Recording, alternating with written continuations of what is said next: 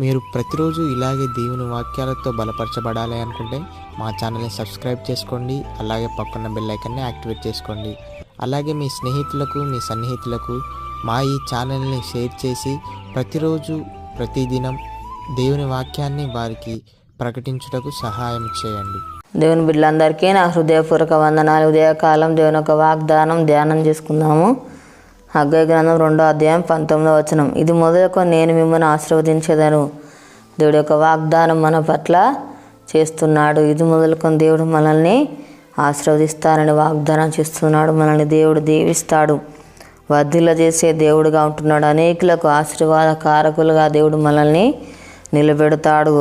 మనల్ని దేవుడు అభివృద్ధి పరిచే దేవుడుగా ఉంటున్నాడు, ఆశీర్వదిస్తాడు. అన్ని విషయాల్లో దేవుడు మనల్ని దీవించే దేవుడుగా ఉంటున్నాడు. దేవుడు చేసిన మేళ్ళను బట్టి మనము దేవుని స్తుతించేవారిగా, ఆరాధించేవారిగా మనము ఉండాలి. ప్రతిదినం దేవుని సన్నిధిలో మనం మొరపెట్టేవారిగా ఉండాలి. దేవునితో సహవాసం మనం కలిగి ఉండాలి. ప్రతిదినం కూడా మనం దేవుని మాటలు ధ్యానించేవారిగా ఉండాలి.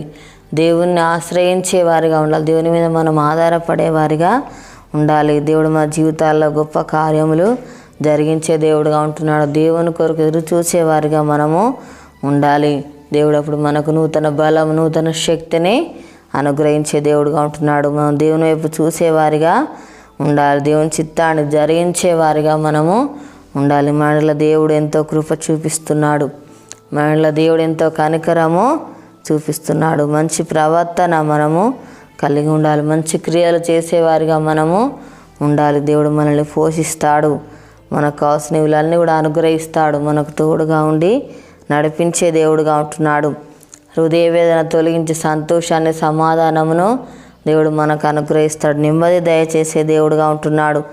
మనకు సహాయం చేస్తాడు, మేలు చేసే దేవుడుగా ఉంటున్నాడు. అనుక్షణం దేవుడు మనల్ని కాపాడుతాడు, రక్షిస్తాడు, విడిపించే దేవుడుగా ఉంటున్నాడు. ప్రార్థన చేసుకుందాము.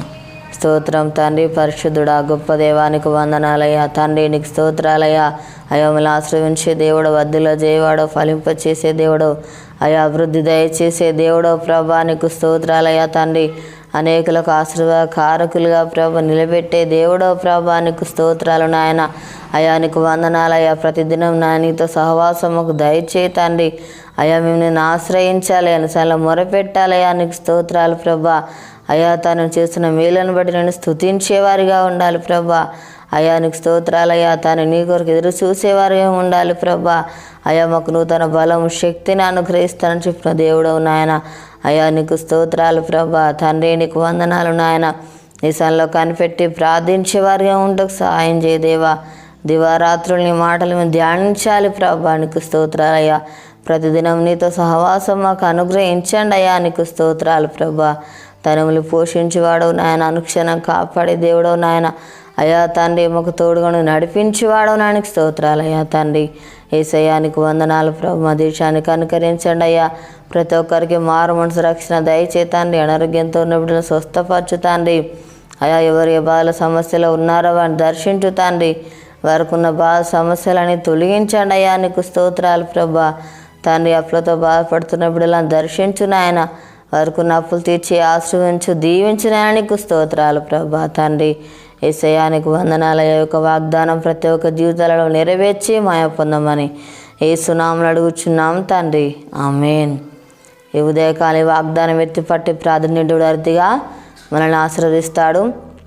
ఈరోజు పుట్టినరోజు జరుపుకున్న వారికి, పెళ్ళి జరుపుకున్న వారికి నా హృదయపూర్వక శుభాకాంక్షలు తెలియజేస్తున్నాను. దేవుడు మిమ్మల్ని దీవించును గాక, ఆమేన్.